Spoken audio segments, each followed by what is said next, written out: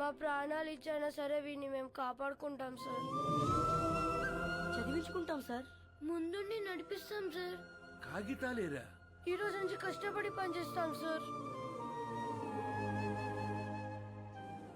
సరే, అనాథలు అంటున్నారు కదా, ఈ రోజు నుంచి ఆ షెడ్ లో ఉండండి.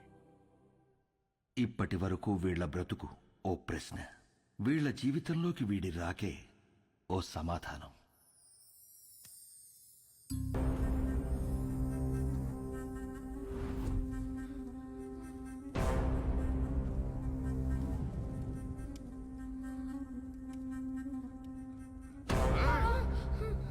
నన్ను 5 ఏళ్లు జైల్లో ఎత్తారా?